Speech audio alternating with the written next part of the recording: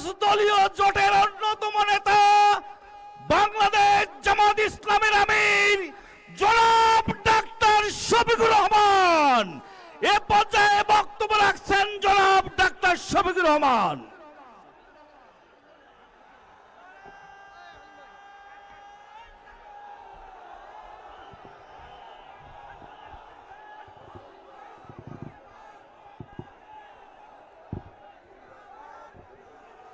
আসসালামু আলাইকুম ওয়া রাহমাতুল্লাহ। প্রিয় ঠাকুরগাঁওবাসী, আপনারা কেমন আছেন? ভালো আছেন? আলহামদুলিল্লাহি রাব্বিল আলামিন ওয়াসসালাতু ওয়াসসালামু আলা রাসূলিহিল কারীম ওয়া আলা আলিহি ওয়া সাহবিহি ওয়া আহলি বাইতি আজমাইন। আসরের নামাজের সময় আসন্ন, কিছুক্ষণ পরে আজান হবে। এর ভিতরেই আমরা কথা সারতে চাই। আমি আসলে আজকে বক্তৃতা দিতে আসিনি। আমি এসেছি বঞ্চিত উত্তরবঙ্গের সাক্ষী হতে। একথাগুলো এর আগেও দুটি জনসভায় বলে এসেছি। একথা বলেছি আমি পঞ্চগড়ে, বলেছি দিনাজপুরে, এখন বলছি ঠাকুরগাঁয়ে। উত্তরবঙ্গকে বলা হয় বাংলাদেশের শস্য ভাণ্ডার। বাংলাদেশের 3 ভাগের 1 ভাগ খাদ্য এখানে উৎপাদন হয়। ফল উৎপাদন হয়, সবজি উৎপাদন হয়। সারা বাংলাদেশকে যারা খাবার সরবরাহ করেন তারা গরিব হতে পারেন না। এই মাটি উর্বর, মানুষ পরিশ্রমী, ধুরন্ধররা তাদেরকে গরিব বানিয়ে রেখেছে। যুগের পর যুগ বৈষম্য করা হয়েছে, ন্যায্য পাওনাটা দেওয়া হয়নি। সরকার এসেছে, সরকার গিয়েছে, নেতা এসেছেন, নেতা গিয়েছেন। হয়তোবা তাদের ব্যক্তিগত কিছু সুযোগ সুবিধা হয়েছে, কিন্তু জনগণের যা হওয়া দরকার ছিল সেটা হয়নি। বলবেন কিছুই হয়নি, না হয়েছে। একেবারে যদি অস্বীকার করা হয়, সত্যকে অস্বীকার করা হবে। কিন্তু দুর্নীতি এবং দুঃশাসনের কারণে যা হওয়ার কথা ছিল তার কিছুই হয়নি। যদি দুর্নীতি আর দুঃশাসন না থাকতো তাহলে উত্তরবঙ্গ বাংলাদেশের কৃষি রাজধানীতে পরিণত হতো। এখনো সেই পুরানা কায়দায় জমিতে অল্প অল্প করে চাষ, হাড় ভাঙ্গা পরিশ্রম। অথচ জামানা যুগ এখন বহু এগিয়ে গেছে।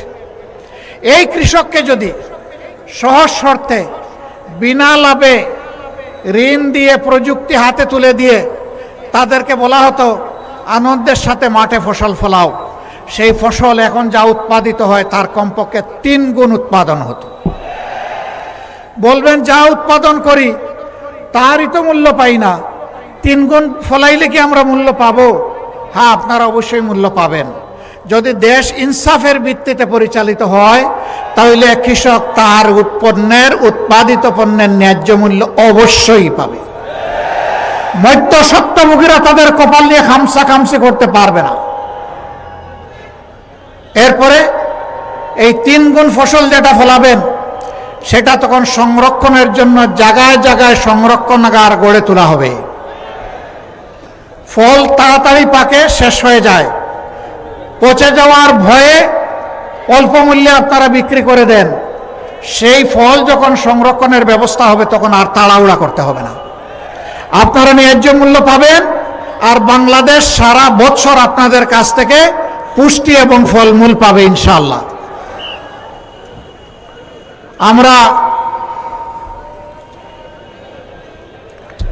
আমরা এই ঠাকুরগাঁয়ে কথা দিয়ে যাচ্ছি, আল্লাহ যদি আমাদেরকে নির্বাচিত করে আপনাদের ভোটে, আপনাদের ভালোবাসায়, আপনাদের সমর্থনে সরকার গঠনের সুযোগ দেন, তাহলে বাংলাদেশের সব কয়টি জেলায় একটি করে মানসম্মত সরকারি মেডিকেল কলেজ গড়ে তোলা হবে ইনশাআল্লাহ। যারা বঞ্চিত হয়েছে সকল সুবিধা থেকে তাদের দুয়ারে আগে চলে যাবে ইনশাআল্লাহ আগামীর উন্নয়ন। আমরা বৈষম্য করব না, আমরা আল্লাহকে ভয় করব। আল্লাহকে ভয় করার কারণে বঞ্চিত মানুষগুলোর অধিকার প্রথমে তাদের হাতে তুলে দেওয়া হবে। ঠাকুরগাঁওবাসী, এর আগে দফায় দফায় আপনারা অনেককেই আপনাদের মূল্যবান ভোট, ভালোবাসা, সমর্থন দিয়েছেন। এবার বাংলাদেশ জামাতে ইসলামীকে নয়, এবার এই দেশের মুক্তি পাগল মানুষের 10 দলের একটা ঠিকানা, সেই ঠিকানাকে আপনারা ভোট দেবেন ইনশাআল্লাহ। আমরা একা বাংলাদেশ করতে পারবো না। আমরা মনে করি ঐক্যবদ্ধ জাতিকে ঐক্যবদ্ধ করেই বাংলাদেশ করতে হবে ইনশাআল্লাহ।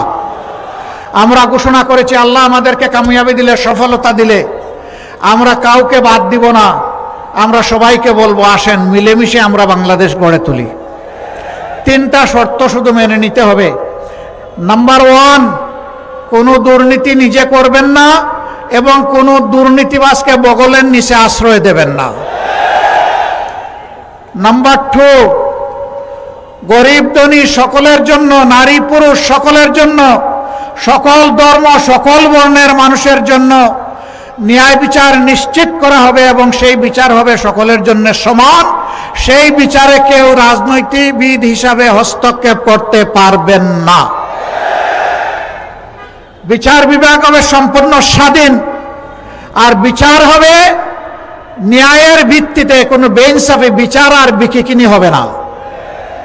এইটা মেনে নিতে হবে। 3 নম্বর, 54 বছরের বস্তা পচা রাজনীতি, যেটা দুঃশাসন আর দুর্নীতিতে দেশকে ডুবাইয়ে ফেলেছে, চাঁদাবাজদের রমরমা ব্যবসা আর জনগণের যান যাওয়ার উপক্রম, এই সব কিছু বদলাতে হলে, বৈষম্য বদলাতে হলে, অঞ্চলে অঞ্চলে বৈষম্য, ব্যক্তিতে ব্যক্তিতে বৈষম্য, পরিবারে পরিবারে বৈষম্য, গোষ্ঠীতে গোষ্ঠীতে বৈষম্য, দলে দলে বৈষম্য, সকল বৈষম্যের আমরা কবর রচনা করতে চাই। এই জন্য প্রয়োজন সংস্কারের সকল প্রস্তাব গণভোটে দেওয়া হয়েছে, সেই গণভোটে হা দিয়ে গণভোটকে পাশ করায় দেওয়া। আপনারা গণভোটে হা দেবেন? আর কিসে হা দিবেন? এই যে 10 দল, 10 মিলি করি কাজ, তাতে নাই কোনো লাজ। জনগণের বিজয় হবে ইনশাআল্লাহ।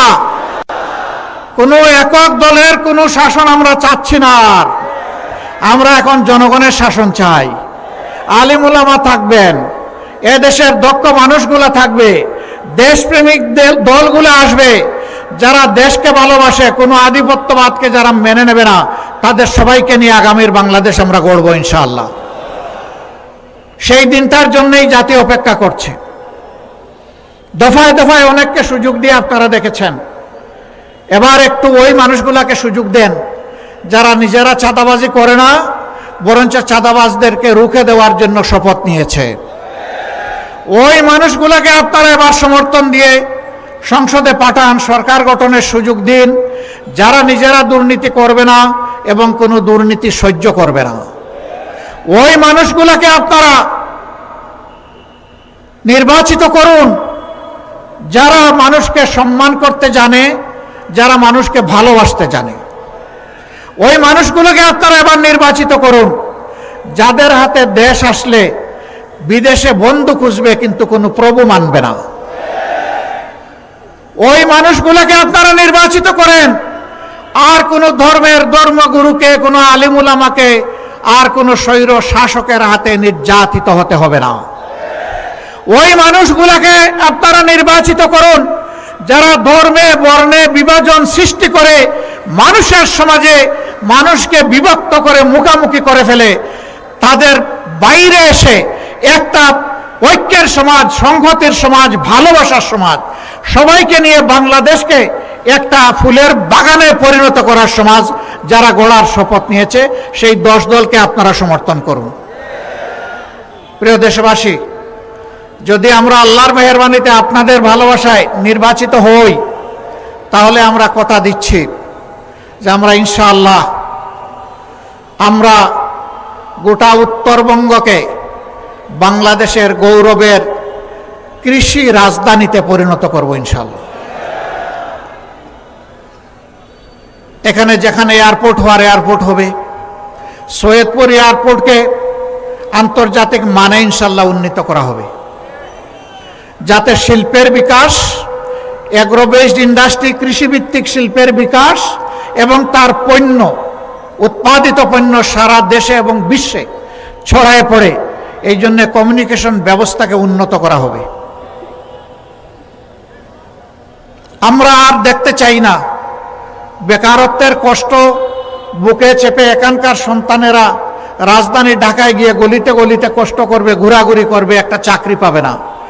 আমরা চাই তাদেরকেই দক্ষ জনবল হিসাবে গড়ে তুলে উন্নত শিক্ষা এবং প্রশিক্ষণের মাধ্যমে প্রত্যেকটি ঘরকে এক একটা ইন্ডাস্ট্রিতে আমরা পরিণত করতে চাই।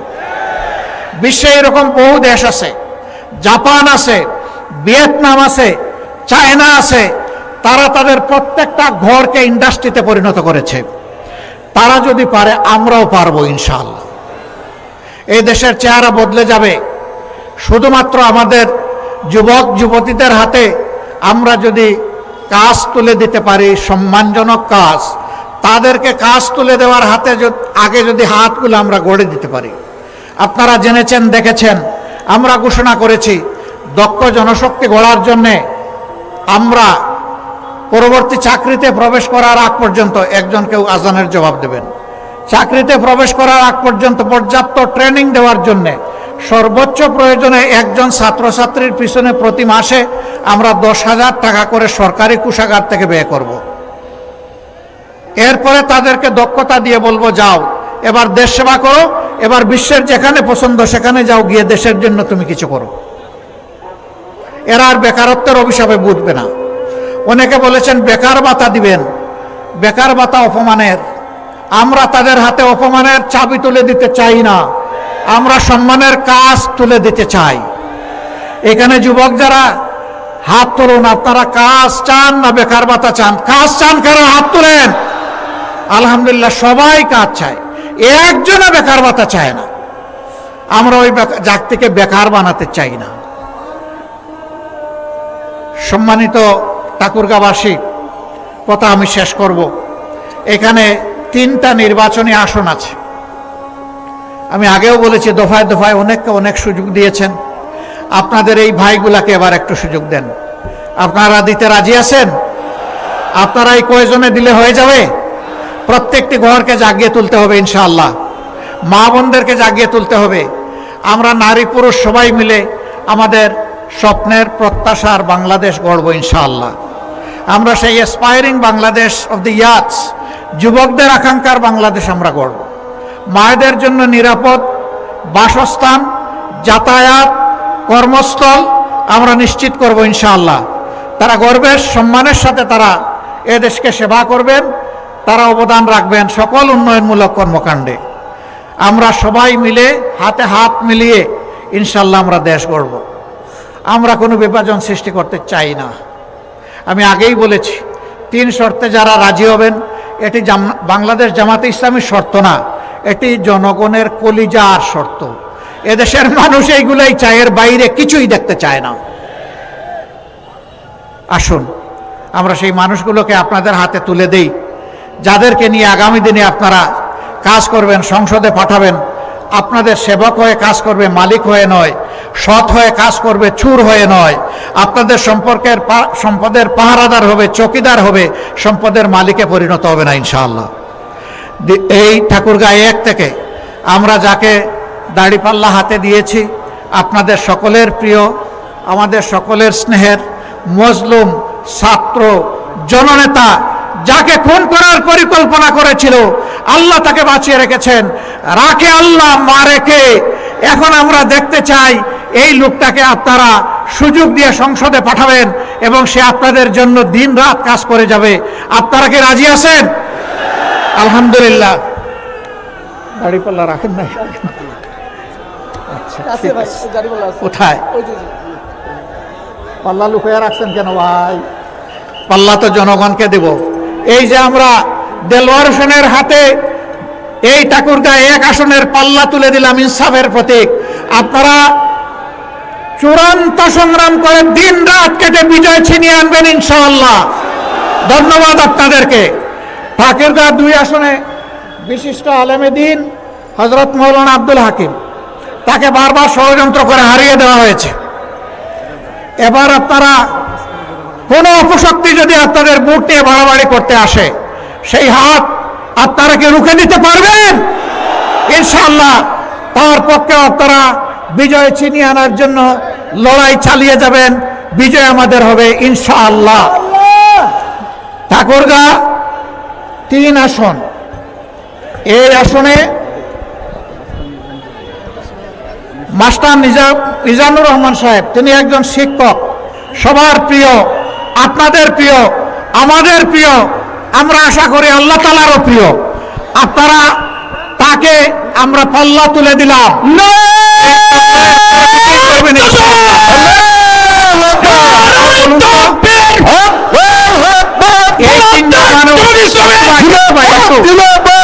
ভাই, এই 3 জন মানুষকে দেখে আপনাদের মায়া লাগে নাকি সন্ত্রাসের গডফাদার মনে হয়, সন্ত্রাসীদের আশ্রয়দাতা মনে হয়? তাদেরকে মনে হয় এদেশের জাগ্রত জনতার কণ্ঠস্বর, মুক্তিপাগল মানুষের কণ্ঠস্বর। আমরা আপনাদের কাছে আমানত রেখে গেলাম, আপনাদের বুটের আমানত দিয়ে তাদেরকে আপনারা সুযোগ করে দেবেন। 5 বছর আমি কথা দিয়ে যাচ্ছি, এই 3 জন আপনাদের আমানতের পাহারাদার হবে, চৌকিদার হবে ইনশাআল্লাহ। এখানে বন্ধু সংগঠনের নেতৃবৃন্দ এসেছেন, পার্শ্ববর্তী জেলা থেকে অনেকে এসেছেন, এনসিপির নেতৃবৃন্দ এসেছেন, খেলাফত মজলিসের এসেছেন, তারপরে আমাদের জাকপার নেতৃবৃন্দ এসেছেন। তাদেরকে আমরা একটু সামনে আসার জন্য বলছি। আমরা তাদের কথা শুনলে নিজেরাই উপকৃত হতাম, ঠাকুরগাঁওবাসী উপকৃত হতো। কেউ বলতে পেরেছেন, কেউ বলতে পারেন নাই। ভবিষ্যতের জন্য জমা রেখে দিলাম। আমরা আবার একসাথে আপনাদের সাথে সামনে এসে হাজির হব, আবার নয় বারবার। আমাদেরকে হারিকেন জ্বালায় খুঁজতে হবে না, আমরা আপনাদেরকে খুঁজে বের করবো ইনশাআল্লাহ। আল্লাহ হাফেজ। বাংলাদেশ জিন্দাবাদ। 10 দলীয় নির্বাচনী ঐক্য জিন্দাবাদ। আসসালামু আলাইকুম ওয়া রাহমাতুল্লাহ। আমার কাছে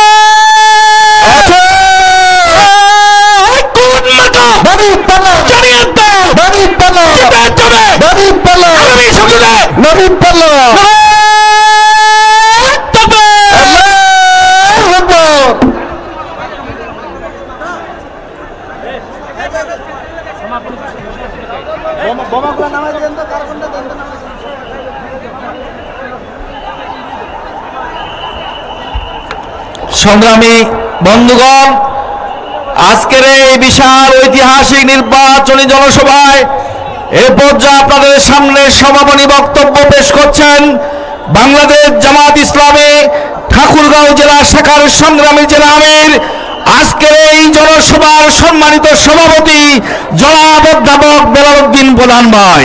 জনাব অধ্যাপক বেলাল উদ্দিন প্রধান ভাইকে সভাপতির বক্তব্য দেওয়ার জন্য অনুরোধ করছি।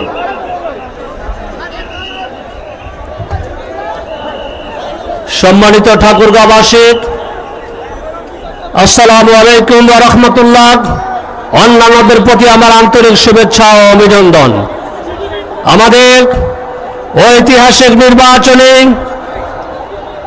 জনসভা আমিরে জামাতের বক্তব্যের মাধ্যমে আমরা ইতিমধ্যে শেষ করেছি। আপনারা ঠাকুরগাঁও জেলার বিভিন্ন এলাকা থেকে এসে আমাদের এই ঐতিহাসিক নির্বাচনী সমাবেশকে সফল করেছেন।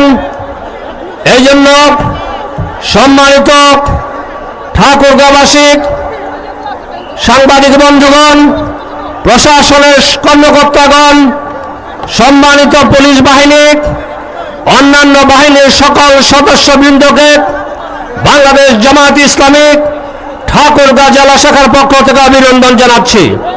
সেই সাথে আরো অভিনন্দন জানাচ্ছি 10 দলীয় জোটের নেতৃবৃন্দকে, যারা তাদের মূল্যবান সময় এখানে দিয়েছেন।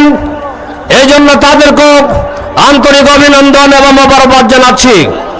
বিশেষ করে আরো ধন্যবাদ জানাচ্ছি যারা স্বেচ্ছাসেবক ভাই দীর্ঘ সময়